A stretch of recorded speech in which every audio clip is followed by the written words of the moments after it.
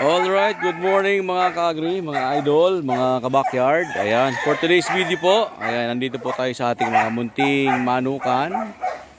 Newly corded na po yung mga stags natin dito mga ka-agri. 6 months, ayan. Yung white choco natin, featuring yung magtatay mga ka-agri. Ayan, Larry Romero Gray. Ayan, cross po yung nanay niya yung nanay niya po ay McLean. Ano po, ayan, McLean over yung Larry Romero Gray. So, day off nila mga ka-agri, kaya Sunday ngayon, pinapahinga po natin yung mga broodcock natin mga ka-agri. Ano po?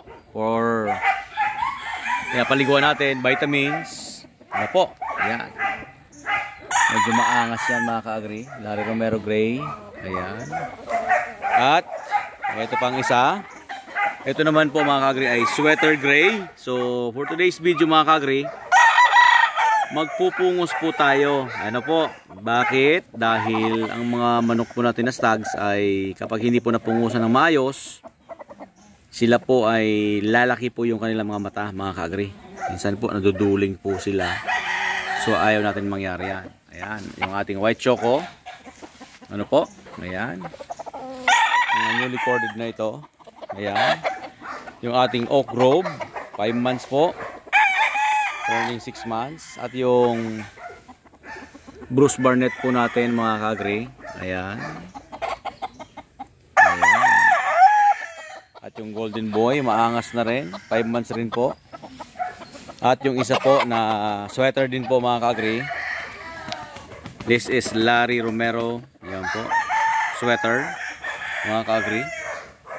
Yung iba po, ayan. Hindi pa po tayo nakapagpalinis mga ka-agri. Ayan. So, magpupungos po tayo mga ka-agri. Hindi na po natin ipapakita sa video dahil marirestrict po tayo mga ka-agri ni YouTube. Ayan. So, quick video lang po ito mga ka-agri. Ayan. So, sige po mga ka-agri.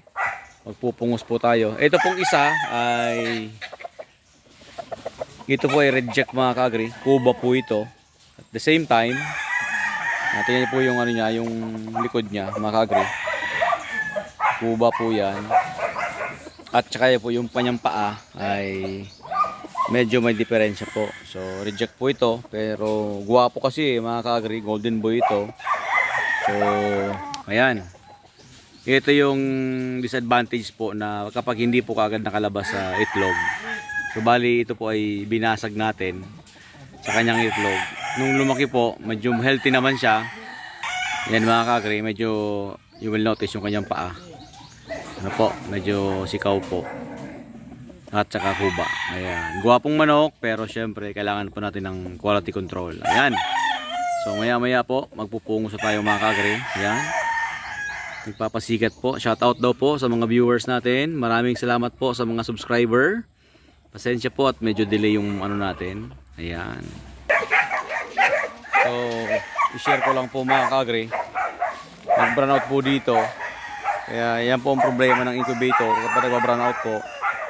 Buong maghapon po mga ka-agri. Tapos yung generator natin nagloloko. Kaya bad news, konti lang po yung napisa mga ka-agri. Pero may nakasalang pa rin po. Ayan. Yung iba po, pina-hen-hatch na lang natin. Kasi mahirap na po mag-risk mga ka-agri. Sayang naman po ng season na mainit. Ano po? Ayan. Ito po itatanggalan natin ng palong mga ka-agri. Ayan. You will notice po. Ayan. Medyo lumalaki na yung mata. So tanggalin natin. Ayan. Ito yung next natin mga ka-agri. Yung ating white choco. Ayan po yung mata niya. Talagang takip na. So 5 months po ito. Turning 6 months mga ka-agri. So, tingnan natin yung kanyang tahid. Bata pa talaga.